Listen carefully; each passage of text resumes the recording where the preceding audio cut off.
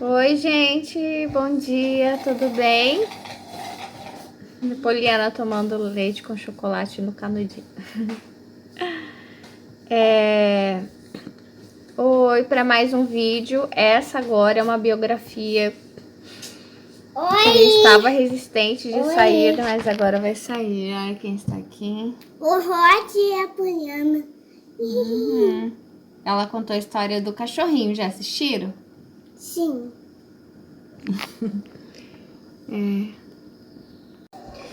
Não liguem porque eu tô... Enfim, tô um pouco descabelada, mas se eu não fizer agora, aí não vou fazer. E aí eu até sentei aqui de frente para o computador para fazer como eu faço com o Salmo do dia, para eu ler e comentando, porque eu não ia decorar tudo isso, mas eu já li, já estudei sobre a vida dele, né? E já tem assim umas considerações, umas pré-considerações sobre algumas coisas, descobri mais coisas agorinha que eu tava lendo aqui. Mas que o Espírito Santo me inspire. Eu sei que muita gente não acredita no Espírito Santo, infelizmente, né? Mas Jesus disse que deixaria o Consolador. Ele não é só um Consolador, mas ele é um inspirador. E o Espírito Santo, ele fala com todos, né? O Espírito Santo, ele não fala com cadeiras. Ele não fala com títulos. Ele não fala com a roupa que você está. Ele não fala com o cabelo que saiu do salão de beleza, entendeu? Ele não fala com as suas unhas feitas. Ele não fala com o seu título de poliglota, não sei. Não. Ele fala com o nosso espírito, alma, e aí sai pela boca. Assim que ele está me falando agora. Enfim, hoje é domingo, dia da família, né? E estou aqui para fazer comentários sobre essa história de vida que para mim veio trazer muitas respostas em relação à minha biografia, ao meu processo de vida que está em andamento. Talvez traga também muita inspiração e muitas respostas para você. Que seja Deus, o Espírito Santo, a te trazer essas respostas, daquilo que você precisa reajustar, daquilo que você já foi chamado, está se negando a se entregar, a iniciar esse caminho. Amém? Eu amo a sua vida. Tô sentindo assim um amor muito grande pela sua vida nesse momento.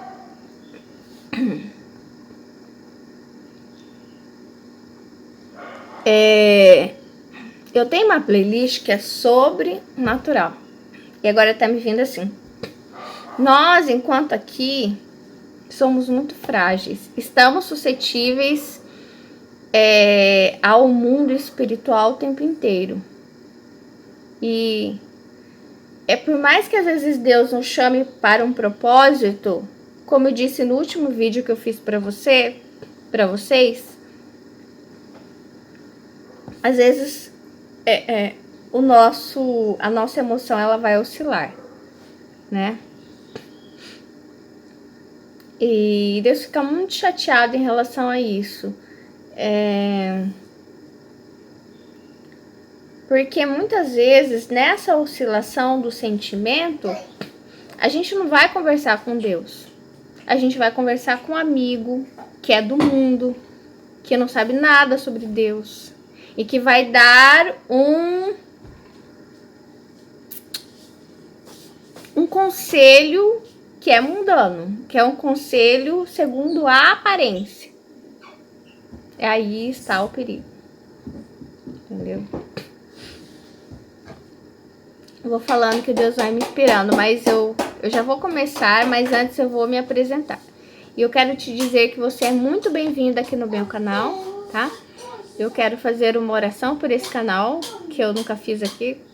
Pai, primeiro eu quero agradecer por esse canal, que começou de uma maneira e se transformou e está... Nossa, isso transformou a minha vida. Esse canal me aproxima de Deus, né? Uma coisa que eu rejeitava completamente, que era a fala, a comunicação, e Deus me coloca para falar dele, para falar mensagens, né? E Deus pode transformar, eu creio, mais e mais esse canal, e Deus pode transformar mais e mais a minha vida e a sua vida através das nossas fraquezas, entende? Unindo as minhas fraquezas com suas fraquezas, não para que a gente peque junto, mas para que a gente busque o caminho da santidade juntos. Amém? Para que Deus crie um lindo testemunho através das nossas vidas e que a gente salve vidas. É isso, eu já vou me apresentar. Amém, esqueci de dizer amém, amém, amém, amém, Senhor, amém. Às vezes eu oro assim, Senhor, não sei o que o Senhor quer me dar, não sei o que o Senhor quer me propor, um novo propósito, um novo caminho, uma nova direção, mas amém, seja feito em mim conforme a vossa vontade, seja feito em nós conforme a vossa vontade, em nome de Jesus. Amém. É isso aí. Olha, Deus está falando uma coisa, o tempo não vai fazer mudança nenhuma na sua vida. O que vai fazer a mudança é a sua decisão. Então decida-se. Decida-se hoje. Que não passe de hoje a sua decisão. Amém? Por que eu tô falando isso? Porque esse é um artista. Esse artista que eu vou falar aqui, havia uma visão sobre ele quando ele viveu a sua vida e hoje há uma outra visão sobre a vida dele. Ele foi aclamado, ele foi erigido, mas é a mesma visão cega, só que é uma cegueira agora coberta de ouro, entende? Aí está o perigo que Satanás faz. Uma cegueira coberta de ouro, bem sentada, sabe? Um assento marcado para você que eu vejo. Que o diabo pode ter te colocado num assento marcado, coberto de ouro. Mas Deus pode ressignificar tudo isso, trazendo propósito.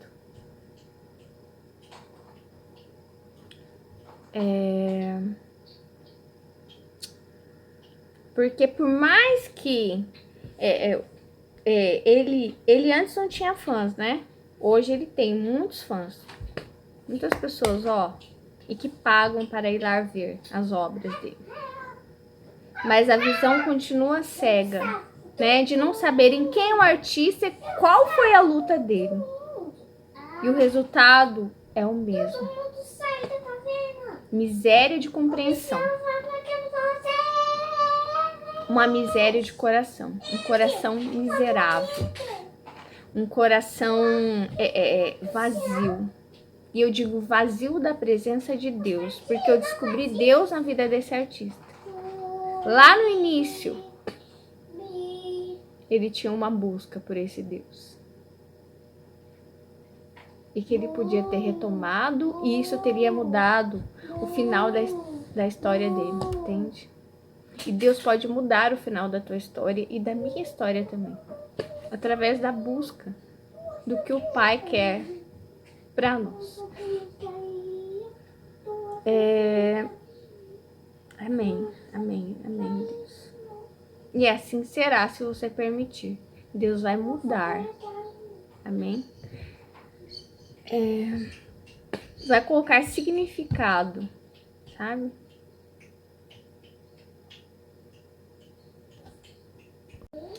Bem, agora eu vou me apresentar. Eu sou Melissa, dona aqui do canal As Aventuras de Poliana de Verdade, né? O canal poderia se chamar algo com Melissa, mas enfim, é o nome. Mas era, enfim, o canal antes se chamava Melissa Oshiro, Melissa alguma coisa. Eu resolvi colocar esse nome porque eu tinha intuito mesmo de criar tipo um diário com a minha filha, com vídeos mostrando o crescimento dela, as atividades, interações, enfim, essa era meu intuito mesmo, que virou o canal. Só que esse canal ele foi criado por uma razão. E olha só, você pode de repente ter começado alguma coisa na tua vida por uma razão e Deus vai fazer uma reviravolta. Uau! Falar, não sabia que eu estava nesse lugar por isso.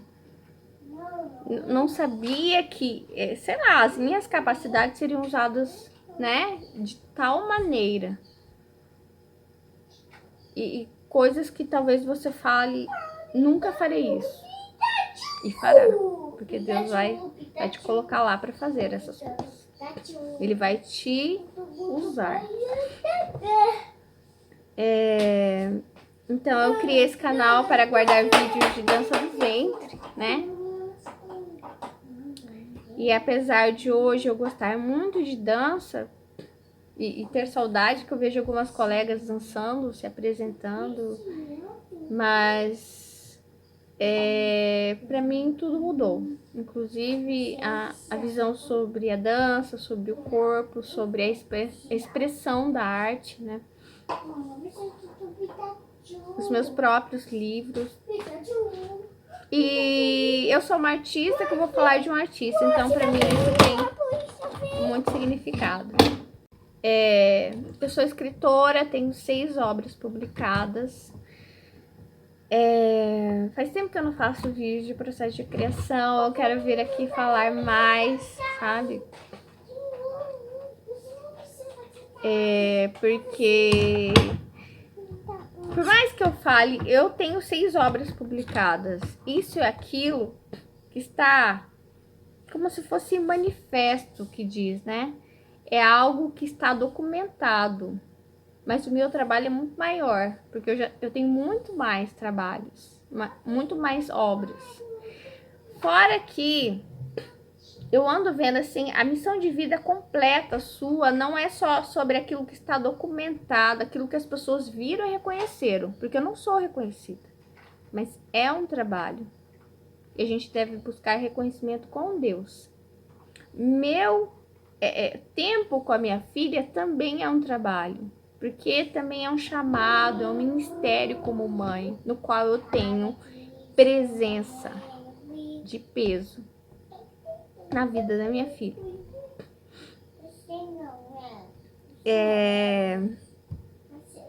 Tudo o que você faz não precisa estar documentado, alguém não precisa estar gravando, né? Alguém passou por você e você ajudou essa pessoa. Você exortou, você orou, você perdoou. Isso faz parte do seu trabalho de vida, é o que Deus tem me falado. Entende? O ser humano, ele valoriza a aparência. E aqui nós vamos falar sobre isso. Sobre esse artista. Por isso que não muda nada. É a mesma visão cega. Uma visão cega pobre, uma visão cega coberta de ouro. Mas é cego. Entende?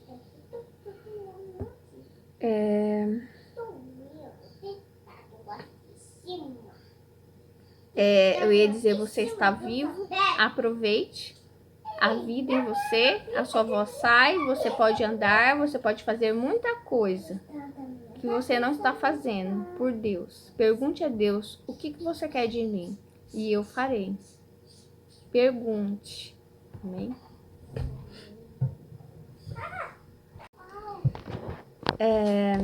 Então vamos lá. Hoje é o Vicente Van Gogh. Se inscreva no canal, curta o vídeo e vem comigo rumo a 3K para mais. O céu é o limite. Daí eu tô com a colinha aqui, que geralmente eu não faço isso, né? Mas hoje sim. Vicente Van Gogh, de 1853 a 1890, século XIX. Foi um importante pintor holandês, um dos maiores, desculpa minha filha, representantes do pós-impressionismo. Van Gogh morreu praticamente no anonimato, depois de uma vida atormentada que o levou ao isolamento e finalmente ao suicídio. Com uma trajetória difícil, cheia de problemas emocionais, Van Gogh deixou uma obra comovente e vigorosa que se constitui em um dos maiores legados artísticos da humanidade, com certeza.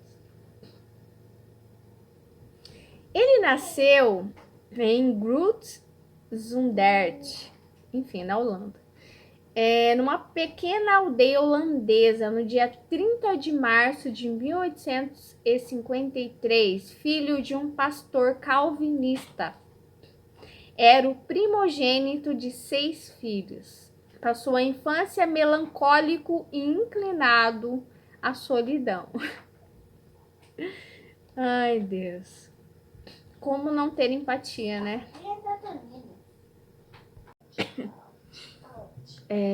Isso vai ser bem importante para ele, o fato dele ser filho de um pastor. Gostava muito de ler, sobretudo histórias sobre os oprimidos, o que posteriormente justificou seu interesse pelo sofrimento e injustiças sociais.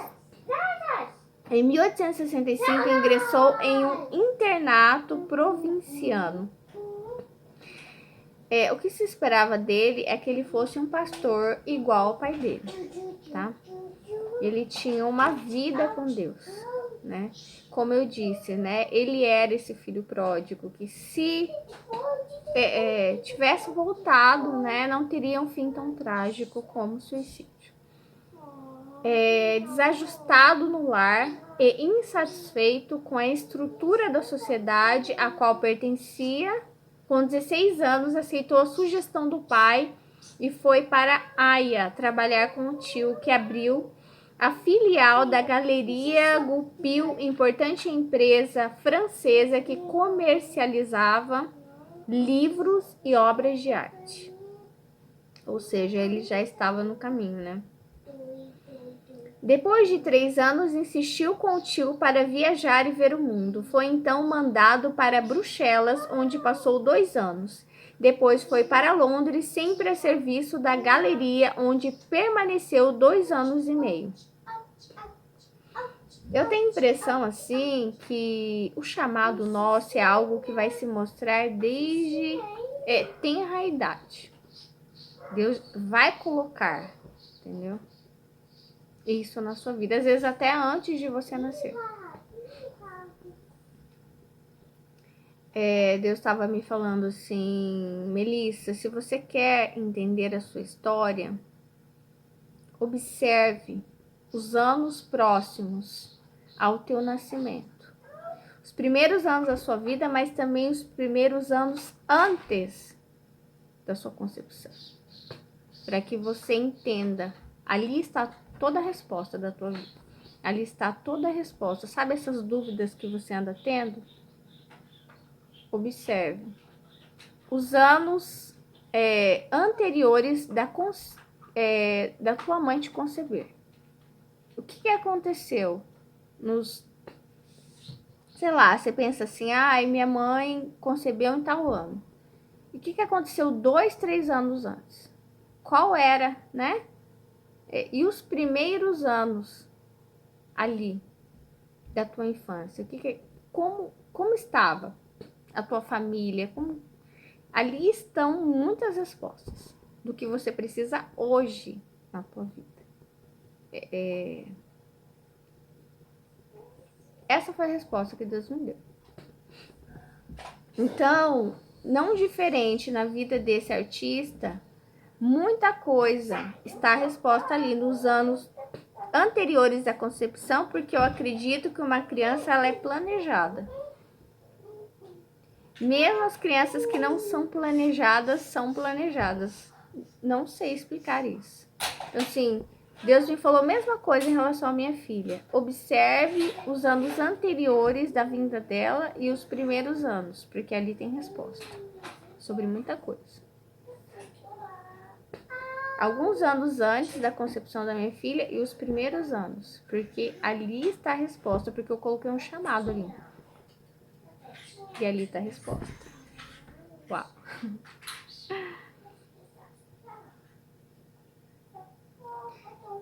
Depois de 3 anos... Ah, tá. Ele foi para Londres, né? A serviço da galeria. Em 1875, Van Gogh conseguiu realizar seu desejo de conhecer Paris. Uau! Que sonho! Meu sonho também. Onde julgava poder libertar-se de todas as suas frustrações, mas não gostou do emprego, dedicou-se à leitura de livros sobre arte, formou opinião e discutia com os clientes. Em abril de 1878, foi demitido do grupo Goupil. Então, será que a opinião dele não agradava, né? Talvez ali o ambiente de trabalho, né? Van Gogh tinha 22 anos e muitas ilusões, muitas frustrações e nenhum plano para o futuro. Voltou para a casa da família, agora em Etten, mas suas relações familiares eram difíceis, só se sentia compreendido por Theo, seu irmão mais novo. Esse relacionamento vai continuar por toda a sua vida com esse irmão. Van Gogh tornou-se um fervoroso religioso só para fugir da sociedade. Essa parte eu achei... Enfim. Da família e da realidade que o cercava. Aqui, essa é a opinião de quem escreveu esse texto. Para mim, essa não é a realidade.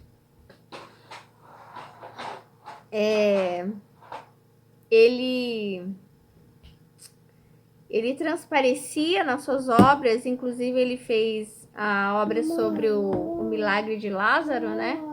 Mas em outras obras também. Você é novinho? Não, filho. Não é hoje.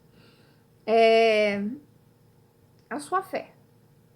Aqui, o autor desse texto está querendo dizer que a busca de Van Gogh por Deus era uma mente que está fugindo da realidade, como toda pessoa materialista e mundana vê a busca de alguém por Deus como uma loucura, uma insanidade, uma ingenuidade, um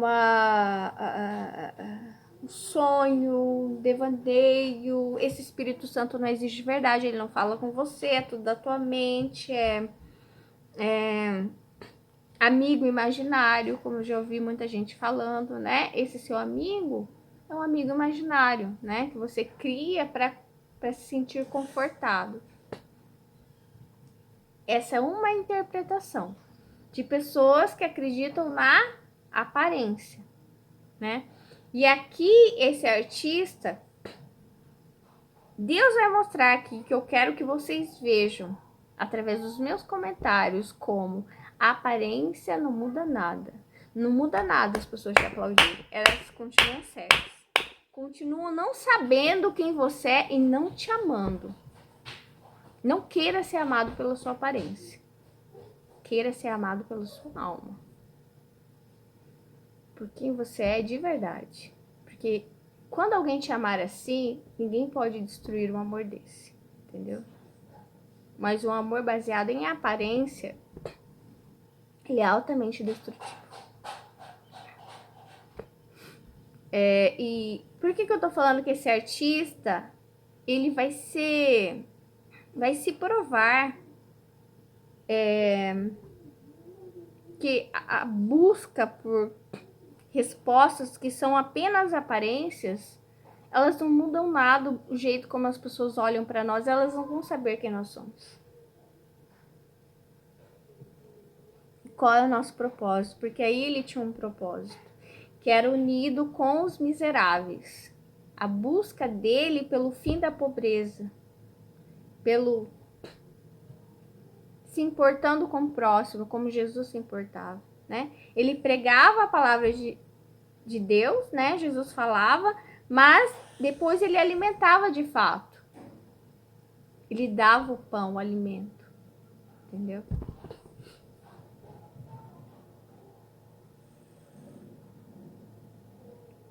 É que a nossa história ela vai ser contada por muitas pessoas. E hoje ainda ela é, através da fofoca, de difamação.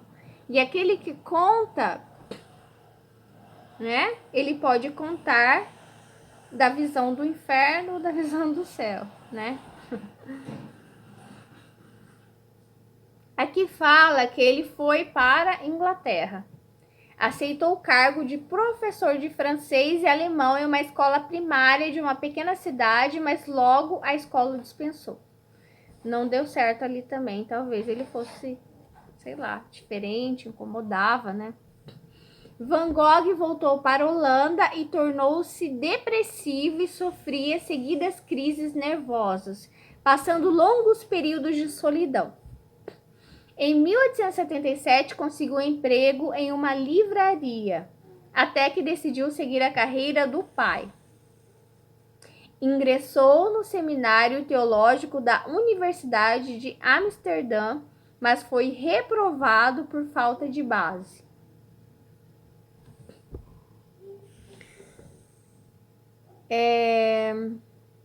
Falta de base, não sei, talvez ele tivesse uma visão um pouco diferente. Essa questão do conhecimento, ele é sempre tradicional, mesmo em lugares que podem dizer para vocês, não, nós não somos tradicionais, é tradicional. Porque quando você cria um curso, e não precisa ser de teologia, você tem os conceitos e você tem já pré-definido aquilo que é certo e o que é errado. Então,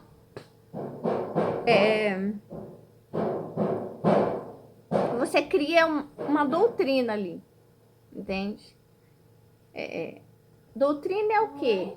Para mim é aquilo que não pode ser mudado, não é só a Bíblia, né? Os cursos, todos os cursos de uma universidade, ou mesmo que não seja de universidade, pode ser um curso de costura. Eu posso dizer, ó, o certo é costurar assim, não assim.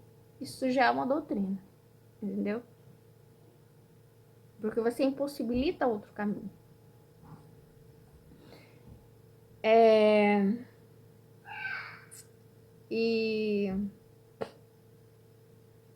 Mas ao longo da história isso vai sendo quebrado. Mas sempre se formam novas bases de doutrinas, em todo tipo de conhecimento. O que eu comecei a ver é o seguinte,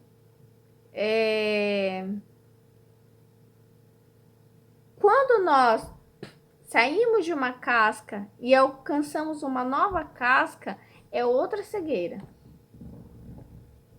Então a humanidade ela sempre está cega. Para mim, a humanidade só não esteve cega no Éden. Tudo que a gente cria é cegueira. São consensos sórdidos, entendeu? E que a gente coloca lá em cima.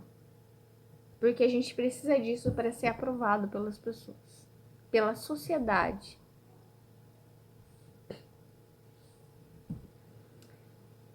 A sociedade, ela é fruto do pecado, né? Então, por isso ela está sempre imersa no pecado.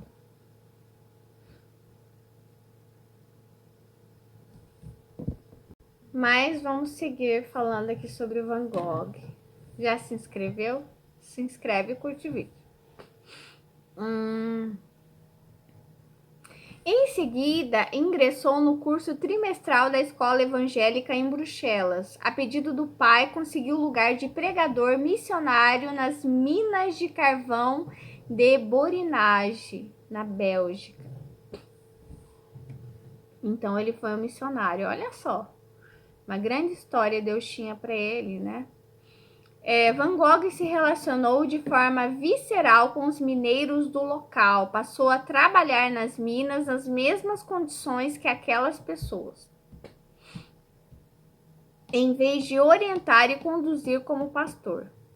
Preocupava-se com os doentes e pregava pouco, o que incomodou seus superiores. Assim, foi obrigado a se afastar do cargo, sendo demitido em 1879.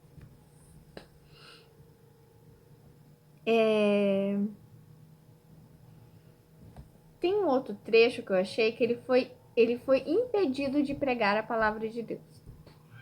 Então, a questão aqui é mais uma vez sobre a incompreensão do modo de você desenvolver o seu chamado, operar a sua vida, né? Isso aqui fez toda a diferença. Isso matou ele. Isso o levou ao suicídio. Esse impedimento humano e não de Deus. Ele estava sim fazendo a obra. Quer ver uma maneira de você falar de Deus? Alguém chegar na tua casa e você falar assim: quer almoçar comigo? Fica, almoça comigo. Depois a gente toma um café e conversa. Você tem compromisso? Passa a tarde aqui comigo. E de repente você não sabe, aquela pessoa não ia ter condições de se alimentar aquele dia. Ou estava pensando em fazer algo impensado, em tirar a própria vida. Ou simplesmente precisava realmente desse diálogo, sabe, com você. Da tua luz, do teu testemunho. De repente você tem um testemunho para contar, né? Que vai impactar a vida dessa pessoa.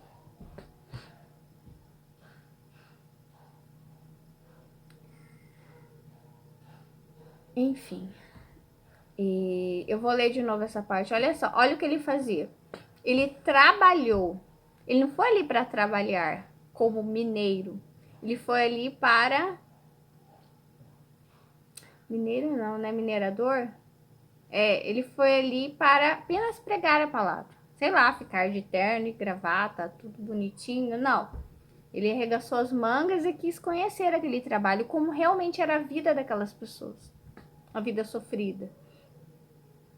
E aí ele começou a interferir ali. Talvez tentando ajudar mesmo. Ajudando os doentes, ele fala, né? E talvez até fazendo críticas, né? Tipo, aqui tá errado, aqui tá errado. E aí ele começou a incomodar. E a impressão que eu tenho é que nos outros lugares talvez ele fizesse o mesmo. Era o modo dele, né? Ele queria interferir. É isso, tô vendo uma pessoa que não se conforma com a maneira como as coisas estão. Mas isso é o correto. Nós estamos no mundo para incomodar, porque a luz incomoda a escuridão, né? E outra, cada um tem o seu modo de ajudar.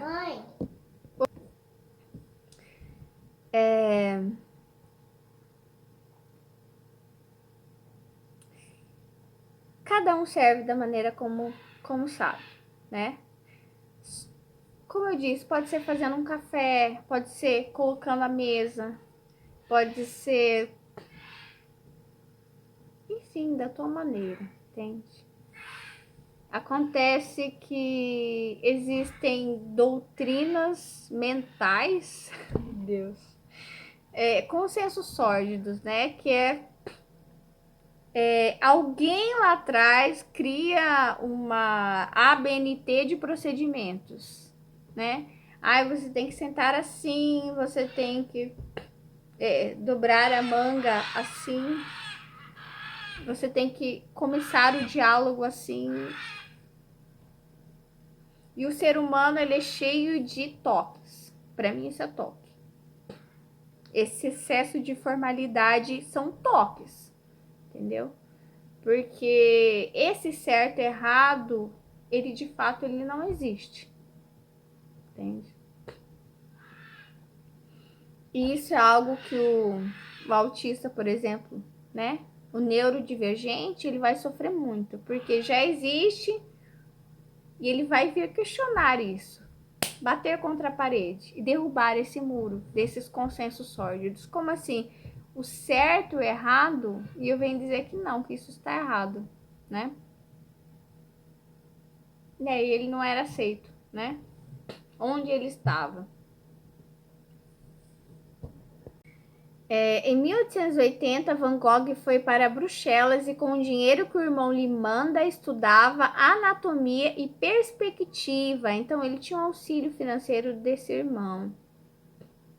Agora sabe o que quer, dizia, serei pintor. Ou seja, ele tinha percorrido já, trabalhado em galeria, pensou em ser pastor, foi missionário, mas estava ali, não sabia ainda o que queria da vida dele. Passava os dias desenhando. Em 1881, peraí, deixa eu ver um negócio. Olha, ele tinha quase 30 anos, ele não sabia ainda o que ele queria ser da vida dele. Eu tava olhando a idade dele, 27 anos. Aos 27 anos que ele descobriu a missão dele, que eu vejo como missão da vida dele, que não tinha impedimento com o pastorado, em ser pastor, em servir a Deus, né? Acontece que ele teve uma decepção e aí provavelmente ele não quis mais. E essa decepção não era com Deus, né? Era com pessoas. Não confunda isso, tá? As pessoas sempre vão nos decepcionar e a gente sempre vai decepcionar as pessoas. É uma coisa que eu percebi, né? Não se afaste de Deus por causa das pessoas. Em 1881 mudou-se para a Haia, onde foi acolhido pelo pintor Malve.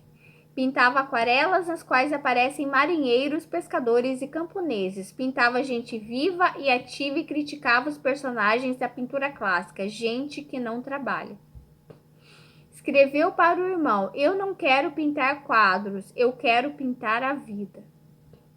Realizou numerosos desenhos e pinturas a óleo. No ano seguinte, voltou para a casa dos pais, onde passava os dias lendo e pintando.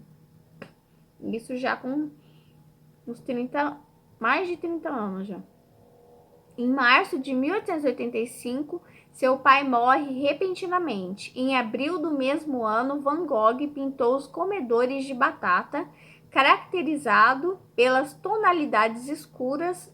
Sobre essa tela, o artista disse: poderíamos dizer que se trata de uma verdadeira pintura de camponeses. Eu sei que é.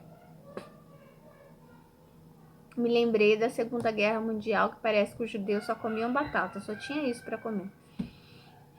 Esta tela reúne suas concepções estéticas daquele momento e pertence à fase em que ele estava se profissionalizando e dominando as técnicas de claro e escuro. Nele também vemos a influência do pintor francês Millet, um dos artistas realistas mais admirados por Van Gogh. No final de 1885, Van Gogh viajou para Antuérpia, onde iniciou os estudos na academia local. Se apaixonou pela cor e descobriu a pintura japonesa.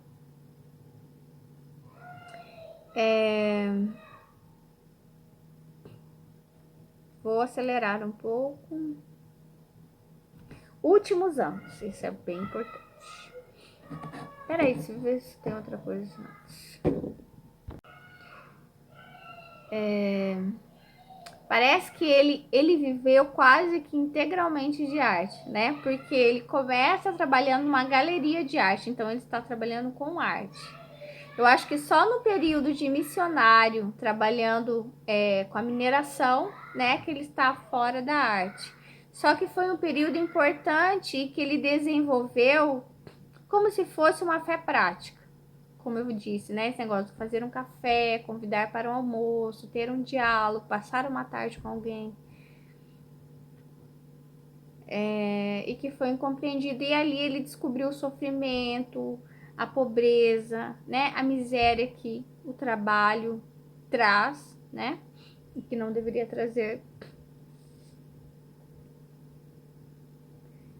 E aí ele faz o deslocamento, né? O deslocamento não é só você sair da tua mente, da posição em que você está para compreender outra pessoa, um fato histórico, sei lá. Mas ele faz um deslocamento de valor. Ele não critica a arte clássica, né, onde se valorizavam os corpos, a força, a beleza, a aparência em si, né, o poder, né, os deuses. E aí ele faz esse deslocamento para o povo, para o trabalhador, para o pobre, para o homem sofrido que tem uma vida toda e todo mês o seu drama vai ser o mesmo e nada vai mudar, né? É uma semi-escravidão, como eu prefiro dizer. Não é trabalho, é semi-escravidão. Porque o trabalho, ele traz libertação, ele traz propósito, ele traz plenitude. E esse tipo de trabalho do qual ele vem falar vai coligar com uma palavra que ele vai usar a vida toda: miséria. Ele diz: a miséria nunca vai acabar, a miséria não tem fim.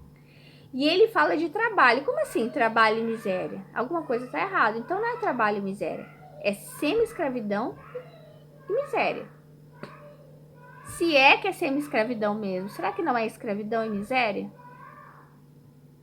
Por quê? Ó, tem um celular aqui. Era do meu pai, do Japão, mas nem funciona. Digamos que eu chame isso aqui de TV. Você acha que isso aqui vai virar uma TV? Não. Vai continuar sendo o que é. E outra, não funciona. Se eu fingir assim: alô, tô ligando pra você. Tudo bem, fulano? Como que você tá? Não vai funcionar. Então é mais ou menos isso. Chamar a escravidão de trabalho não funciona e não vai se tornar fonte de plenitude para a população, entendeu? Então o nome, a teoria, ela não muda a realidade. Mas a realidade pode mudar, né? A teoria, na verdade, a teoria ela foi feita para a realidade. Não é nós que temos nos encaixar na teoria. A teoria precisa ser mudada para mudar a realidade das pessoas.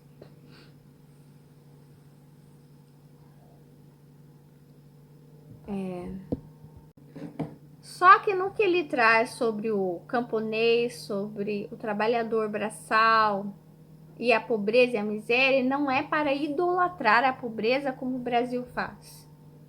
Ai, que bonitinho, vamos ficar tirando foto de gente pobre, de miséria. É para mudar. Se não é para mudar, de nada adianta, entendeu? É para mudar. Não é para idolatrar a pobreza. Não existe dignidade na pobreza, né?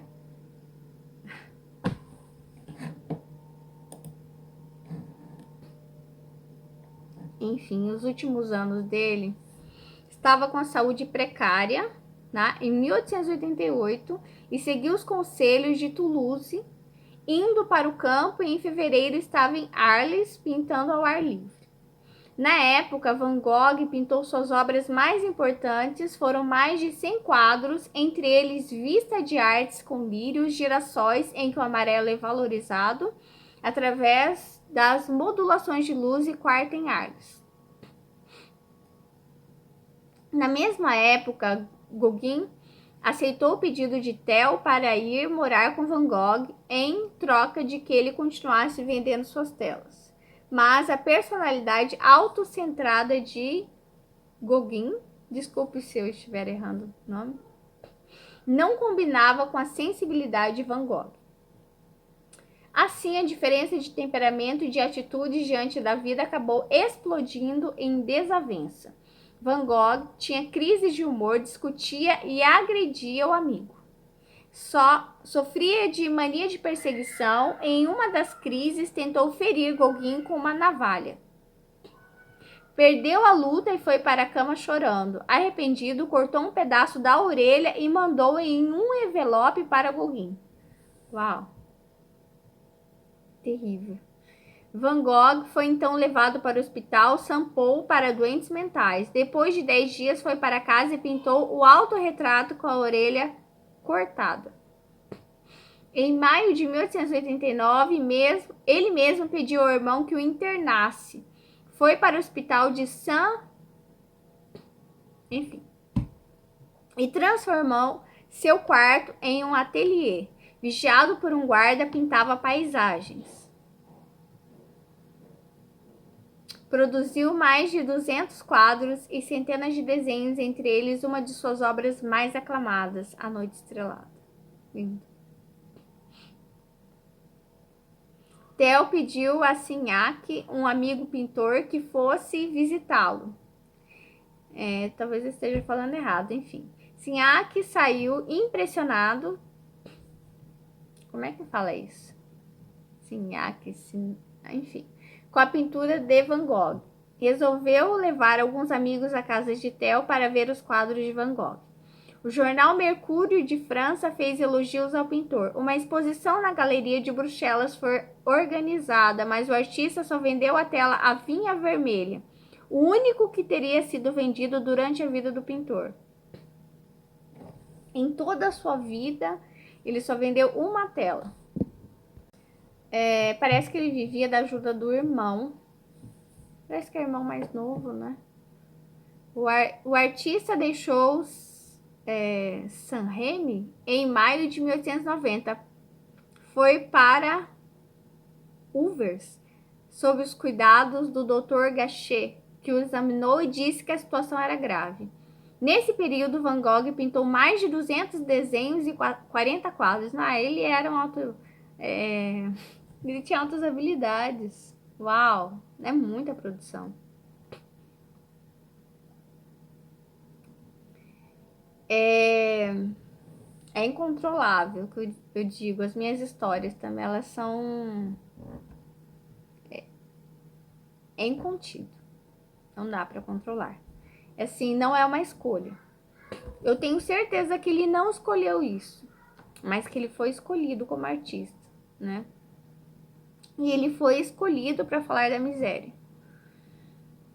Van Gogh morreu sem o reconhecimento que seu talento e sua dedicação mereciam, depois de uma vida atormentada que o levou ao isolamento. A versão mais aceita da história é que ele cometeu suicídio. No dia 27 de julho, Van Gogh teria saído para o campo de trigo com um revólver na mão e no meio do campo teria disparado um tiro no peito. Socorrido pelo filho do Dr. Gachet, estava lúcido e esperando o irmão. No dia 29, morreu segurando a mão de Theo com o Dr. Gachet ao seu lado, depois de dizer ao irmão: a miséria não tem fim. Nossa.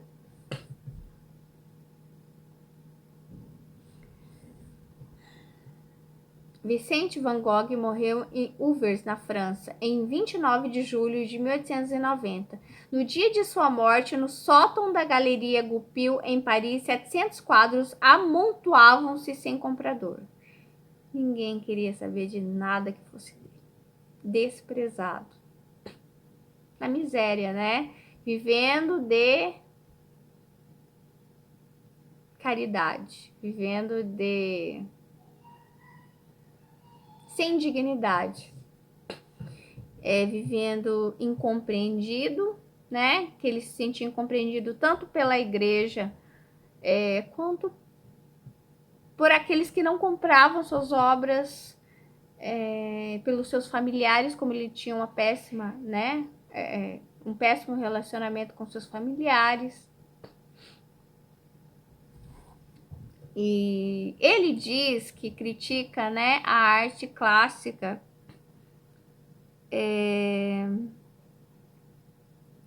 porque eles não trabalhavam, né?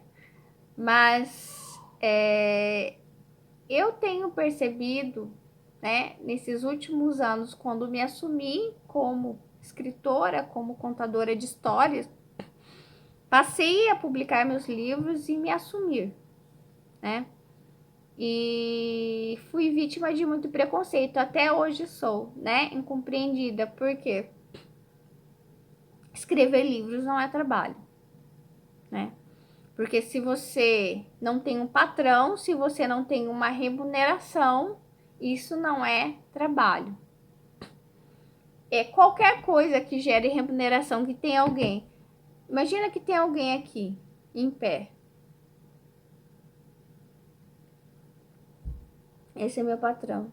Imagina a cara dele, bem feia. E ele me contratou agora. Para fazer o quê? Ó, vou ficar o dia inteiro fazendo isso.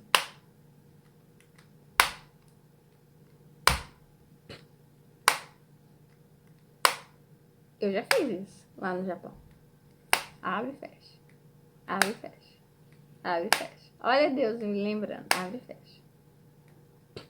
Porque eu falei assim, Deus, então trabalho é aquilo que tem remuneração, aquilo que alguém me paga, né? Daí me lembrei do Japão, né? Que foi o período que eu tive um trabalho assim burocrático, né? É um trabalho de ABNT, que eu digo ABNT é uma forma rígida, né? É um consenso sórdido. Mais alto padrão de burocracia. E ele me lembrou desse trabalho, tá me lembrando desse meu trabalho na fábrica de celular, que foi o pior trabalho que eu tive. E eu fui reprovada. Eu fui para outro lugar porque eu não estava fazendo direito. Porque eu não tinha entendido, eu não falava o japonês direito. Então, imagina que eu fico assim o dia inteiro. Não, o dia inteiro, 8 horas por dia. 8, 10, enfim, se eu fizer zangyo, hora extra, né? E assim, eu falei para Deus, olha, Senhor, esse trabalho não me...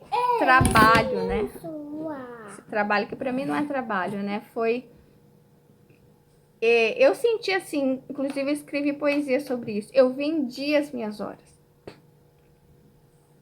E era tão forte esse negócio em mim que eu sentia que eu estava me prostituindo.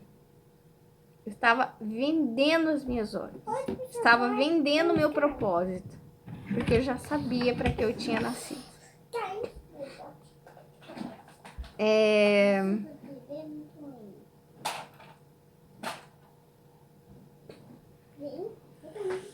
Não é que dá uma sensação de sujeira. Não dá. Mas dá uma sensação de inutilidade.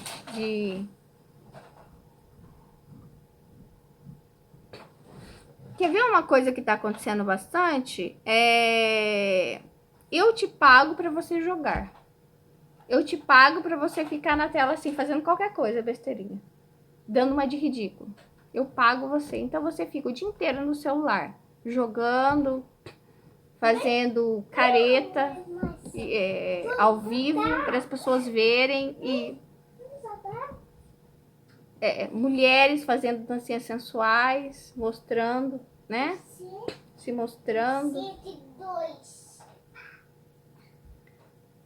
Então, o dinheiro, ele não faz o trabalho. O que faz o trabalho é o propósito. Né? Van Gogh é a prova. Porque ele tem o trabalho. Né? Se ele tivesse a remuneração como eu, abrindo o celular, fechando, ele não teria trabalho nenhum. Porque eu falei, Senhor, esse período da minha vida tá queimado. Não sobrou nada. A não ser das experiências de relacionamento interpessoal que eu tive. Experiências negativas, experiências positivas, né? Alguns traumas, né? Do relacionamento interpessoal no trabalho. Abusos que eu passei. Tem um relato meu aí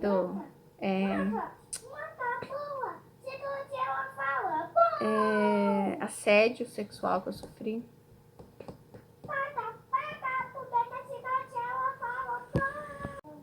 Enfim, ele só vendeu um livro. Eu vendi mais livros do que ele vendeu delas. Eu não posso reclamar. A fama só veio após sua morte. Grande parte de sua história está descrita nas 750 cartas que escreveu para seu irmão Theo e que evidenciava a forte ligação entre os dois. Inclusive, nessas cartas, ele menciona muito trechos bíblicos, o que mostra muito a sede que ele tinha por Deus, né? Enfim. 6 meses depois, o irmão Theo também faleceu, sendo enterrado ao lado de Van Gogh no Ouvers Cemetery, França. As obras de Van Gogh ficaram com a viúva de Theo, Joana Van Gogh, mas na época elas não tinham nenhum valor de mercado. Eita. Aí chegamos no principal, o mercado.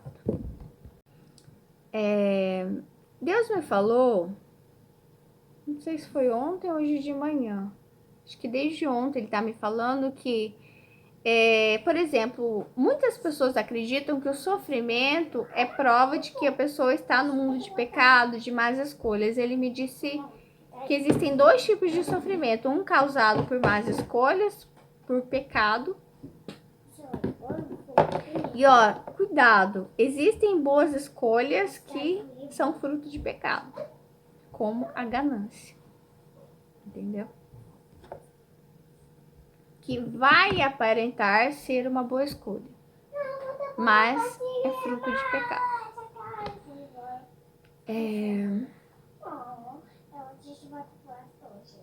E ele tá me falando de Pedro. Quando Jesus dá a grande pesca para Pedro, como é que ele vai deixar para trás essa prosperidade e seguir Jesus? Numa vida precária, sem dinheiro, sem nada, sem ter onde dormir sequer. Olha a maneira como Pedro morreu. Como é que ele vai deixar essa riqueza para trás? Porque Pedro deixa, mas aquele rico não deixa. Então, a boa escolha, ela não é calcada em dinheiro, em aparência e remuneração, mas fazer a vontade do Pai. Porque isso é pessoal, você com Deus. Então, existe um tipo de sofrimento que não é calcado no pecado, mas no enfrentamento da vida. No enfrentamento da vida contra a morte. Quando eu digo a morte, é justamente o pecado, que é o mundo decaído. Quando você enfrenta um ambiente, aí você sofre. Porque o ambiente ele vai resistir, ele não quer mudar, entendeu? Por exemplo, as pessoas que eram abolicionistas, estou falando disso porque eu acho que em 1889, a abolição da escravatura no Brasil, sofriam muito. Muitas foram mortas, presas, por serem contra a escravidão. Entendeu? E Deus me mostrou o seguinte a uma pessoa. Imagina que eu sou uma mulher negra escrava. E o meu dono diz, sei lá, você vai fazer isso, né? Pra mim. E eu digo, não vou. Você não vai? Você é minha. Você é minha escrava. Eu mando em você. Você faz o que eu quiser. Você não pertence a você mesmo. Você não tem pensamentos próprios. Eu mando e você faz, me obedece. Eu digo, não vou. Eu tenho minha escolha, meu livre-arbítrio. Eu sou livre. Você é livre? Daí ele me pega e leva pra fora. Pois eu vou te arrastar na frente de todo mundo. Até que você perceba que você não é livre. E aí começa o flagelo. Começa o sofrimento. É 1, 2. Para que todos vocês tomem ela como como exemplo do que não fazer, porque vocês não são livres. Vocês são meus. Vocês são meus escravos. Vocês fazem aquilo que eu quero na hora que eu quero, do jeito que eu quero. Senão vai apanhar, vai sofrer. E aí aquelas costas. Já porque ele me arrancou as roupas, escorre aquele sangue. E aquela vergonha, todo mundo olhando.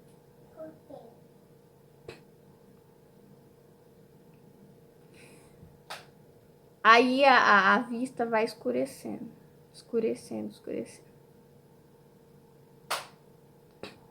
E aí é levada para ficar estirada por um tempo ali, por uns dias. Para que as outras pessoas não façam o mesmo e digam: eu sou livre. Eu não faço aquilo que eu não quero.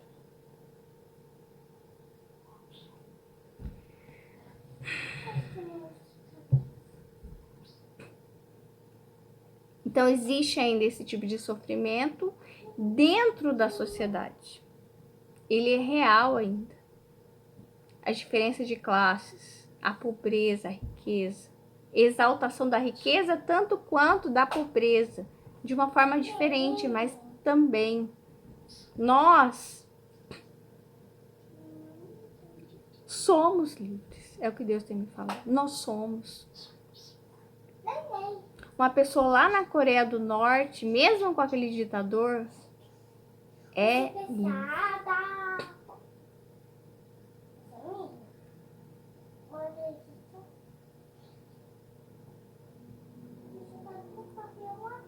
Eu não sei se você anda se sentindo pressionado a alguma coisa, mas você é livre, pode ter certeza. Liberte-se, você é livre disso. Amém? Mãe, você me cita.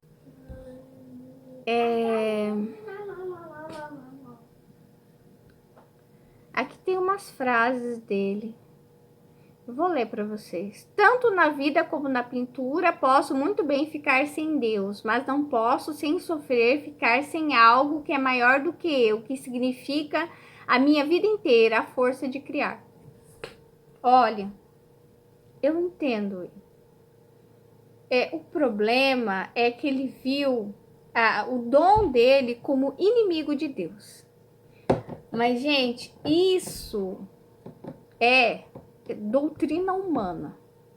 Isso é ABNT humano. Isso é consenso sórdido. Não existe inimizade entre o seu dom e Deus. Mesmo que as pessoas digam. Pelo contrário, quem deu esse dom para ele foi Deus. Então, quando ele pinta, ele se aproxima de Deus. Que pena que ele não teve alguém para orientar ele. Sabe que...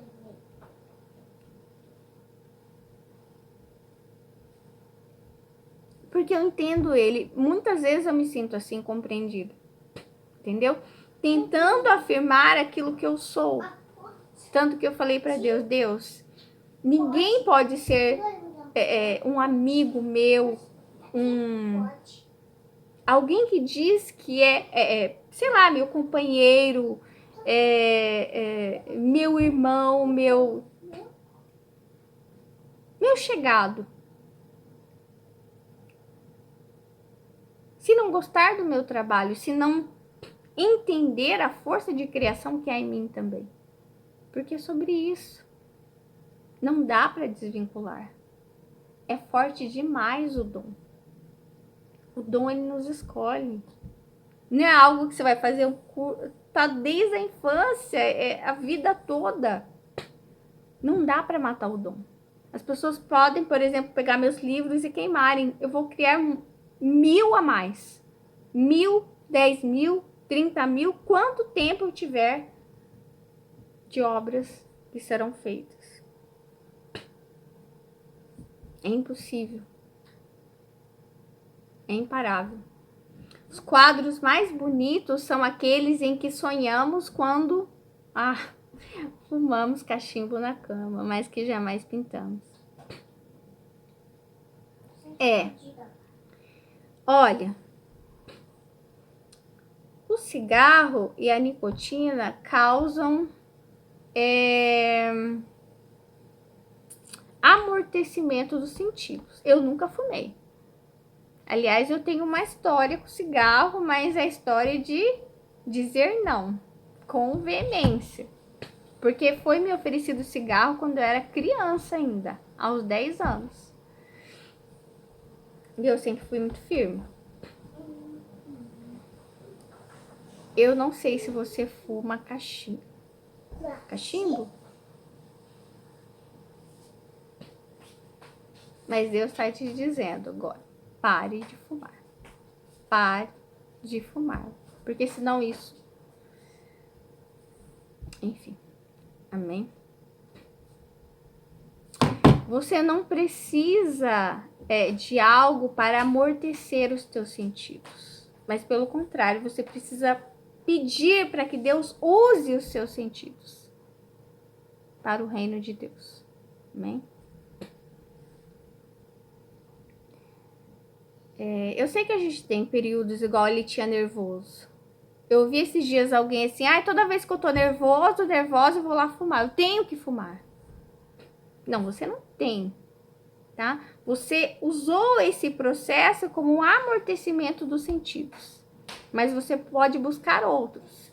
Você pode tomar um chá, você pode tomar, sei lá, um tereré, uma água gelada, ouvir um louvor.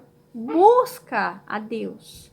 Isso passa. Você precisa achar um outro processo de canalizar essas emoções.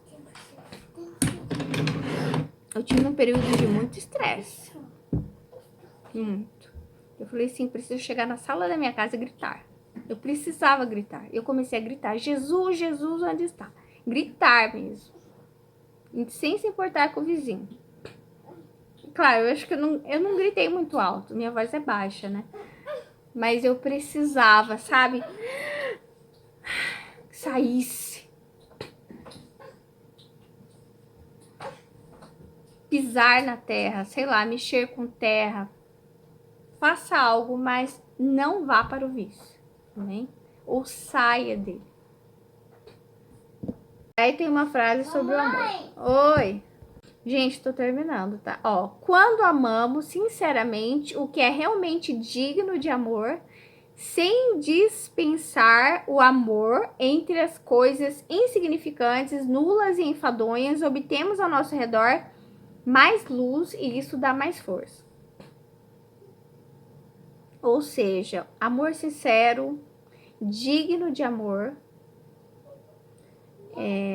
e amor entre as coisas insignificantes. O que eu tô vendo aqui? Você, quando amar alguém, tem que amar essa pessoa no meio de coisas nada a ver.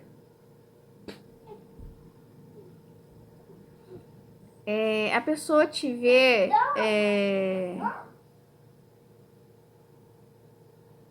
no meio do seu dia. Como eu disse assim, agora, você não penteou o cabelo, hein? Te amo assim, sabe? Sei lá, você tem um projeto. Poxa, esse projeto, e você confidencia para essa pessoa que você ama. Não está dando certo. Ou eu não sei, não tô botando fé nisso, sabe? E divide esse momento do meio com essa pessoa. Esse momento do não sei para onde vai. E vocês vivem esse momento do meio. Essa pessoa me ama. Esse meu projeto dando certo ou não. E eu amo essa pessoa. Independente dela dar certo, dele dar certo ou não. Entendeu? Coisas insignificantes. Falar sobre... Não falar sobre nada. Ficar um ao lado do outro, sentindo o silêncio do outro. O amor, esse amor que traz dignidade, o amor sincero, verdadeiro, a pessoa não precisa dizer nada. A presença dessa pessoa te faz se sentir aceito, inteiro. Uau, é algo transcendental, não é algo da Terra. Olha, não dá para você fazer alguém te amar. Não dá. Não que você não deva se esforçar pelas pessoas. Mas não adianta você preparar um discurso enorme. Não adianta você, eu digo, ficar semeando em terra estéril. Entendeu? Não. Mãe, sabia? O amor, ele vem naturalmente. E vai crescer e vai dar árvore, vai dar sombra, vai dar frutos, os passarinhos vão fazer ninho, enfim. O que eu quero falar agora sobre o Van Gogh? Que o Van Gogh continua aí, né? Através das obras dele. E como assim? Parece que é outra pessoa, né? É um desempregado ou é o aclamado? Não pode ser a mesma pessoa. Não pode ser aquele que cometeu suicídio e que vive uma vida sem sucesso. Não pode ser o mesmo que tá aí. Esteve aí no shopping da minha cidade. Sabe, o pessoal tirando foto. Ele dá status para as pessoas, o Van Gogh.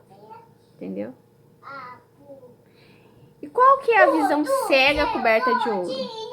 Eu tô nem aí para a história de Van Gogh. Eu pouco me importo com as causas dele, com quem ele foi, com a busca dele por Deus, com a tristeza dele, com o desespero dele que causava essas crises de nervoso nele. Eu busco nesse artista, assim como eu busco no meu trabalho, busco numa mulher, num homem, em tudo o que eu faço. A mesma coisa que eu busco em tudo, a minha vida inteira de aparência. Eu só quero status, status, status. Eu pouco me importo com o sentido das coisas, entendeu? Posso ficar o dia inteiro aqui abrindo esse óculos e fechando. Desde que alguém me pague. Eu não quero saber para que eu tô fazendo isso. Eu só vou fazer, entendeu? E às vezes as pessoas, elas não vão gostar de você. Elas querem aquilo que você pode aparentar, nem é oferecer, porque o verdadeiro amor, ele oferece tudo o que tem, né? É entrega total. Quem não oferece é justamente a paixão, né? Ela só te queima, combustão, pá, e acaba. O amor não, ele oferece a vida inteira, é para sempre. Agora, isso que as pessoas buscam, principalmente nos artistas que foram aclamados com o tempo, mas incompreendem a sua história, incompreendem os artistas contemporâneos hoje, porque somos massacrados, sendo chamados de... eu digo por mim, tá? Folgada, desempregada,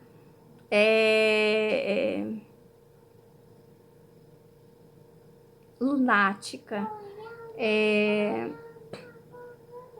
que mais? Sonhadora, estúpida, ingênua, irresponsável. Eu tô falando tudo isso não é para falar de mim, mas porque tem correspondência com o artista, né? Que viveu, a não ser pela fase da galeria, né? Que ele trabalhou na galeria e na mineração. A não ser pela fase da mineração, mas eu também tive minha fase no Japão. O que eu quero dizer para vocês é isso. As pessoas que gostam, é uma frase minha, quem gosta logo desgosta. As pessoas que vão gostar de mim um dia por aquilo que eu obtiver, e assim como o Van Gogh teve depois de morto, as pessoas não gostam de Van Gogh. Elas buscam aparecer nele. Elas têm que aparecer nele. Elas têm que se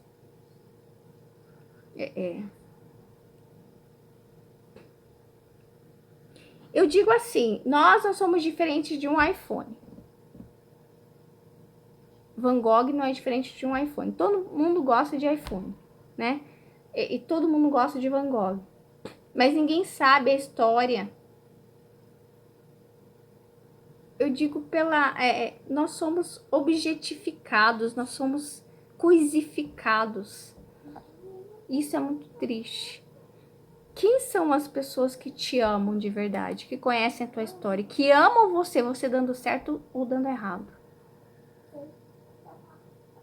Quando digo dando errado, não é porque você está longe de Deus. Pode ser porque você não é uma pessoa ambiciosa. Ou porque você está nesse caminho estreito e não está em busca de dinheiro. Você é o Pedro que abandonou uma vida que poderia te render muito dinheiro, mas que descobriu o teu chamado. Assim como Van Gogh descobriu o dele.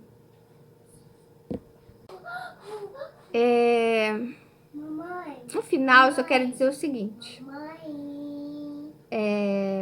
O Van Gogh, ele se preocupava muito. Nossa, me deu calor agora. Esquentou. Eu vou falar sobre as exposições agora, tá?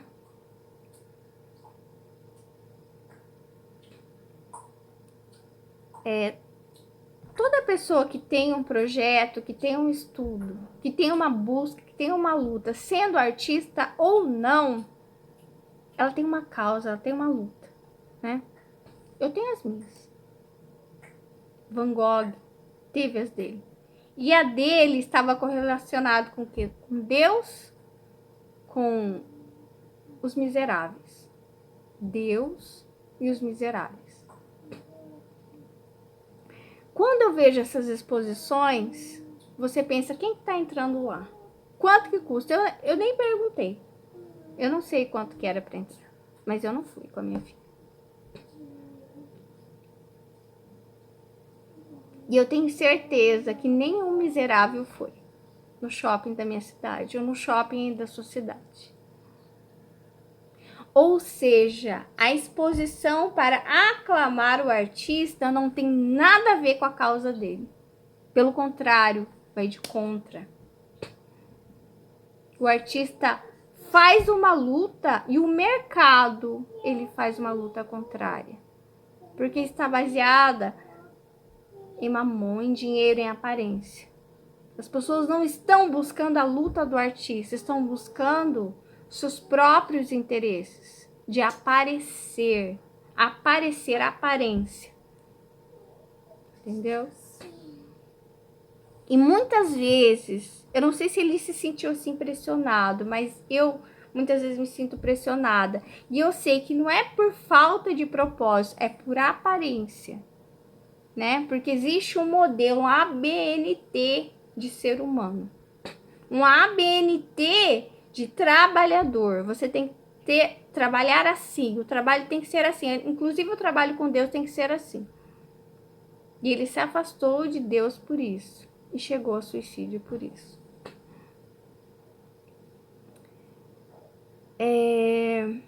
O que eu acredito? O trabalho de Vicente Van Gogh, eles têm que estar unido com Deus e com os miseráveis.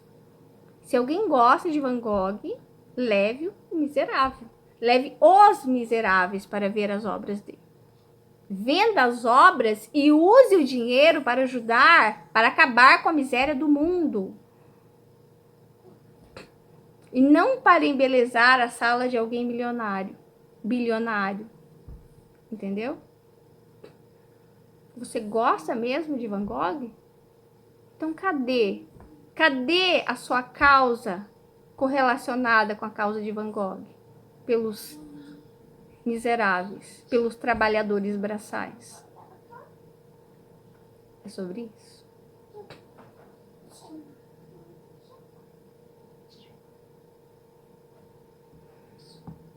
É muito triste. é saber que isso pode acontecer comigo também. O quê? Esse olhar, isso pode acontecer com você também, se você for artista. Um olhar cego coberto de ouro. Das pessoas gostarem do meu trabalho, estando nem aí com as minhas causas. Entende? O mesmo com você. Eu gosto do seu trabalho, mas tô nem aí com seus valores, com as suas causas. Assim como muita gente entra na igreja buscando fortuna, apenas interesses próprios, sem realmente se importar com a mudança do mundo. É isso, eu encerro por aqui. Que Deus te abençoe, tá bom? E pense sobre todas essas coisas, né? É o que Jesus sempre falava: fariseus, vocês se importam apenas com a aparência. Seres humanos, que nós somos fariseus, vocês se importam apenas com a aparência. Quando vocês criam uma galeria, quando vocês criam um show, quando vocês criam uma exposição, vocês não têm causa nenhuma a não ser o lucro e a aparência. Mas Deus é aquele que está preocupado com a tua verdade, com a tua necessidade. É o Deus do impossível, que vai aproximar pessoas que te amam de verdade. Pessoas engajadas na tua causa. Amor sincero, como disse Van Gogh. Para compartilhar as suas dores um com o outro. As suas alegrias. O seu silêncio.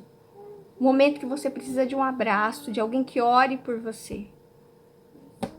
Deus vai colocar isso na sua vida, em nome de Jesus. Amém? Deus, liberta-nos da tristeza, liberta-nos, Senhor, da incompreensão, Senhor, que não façamos nada para o mundo, mas para o Senhor. E fazendo para o Senhor, nós vamos trazer luz sobre esse mundo. Em nome de Jesus. Em nome de Jesus. Não se curve às pessoas, se curve a Deus.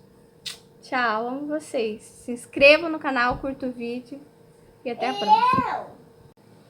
No final só vou falar, conheça um pouco dos meus livros, compre eles, leia, tá bom? Tchau.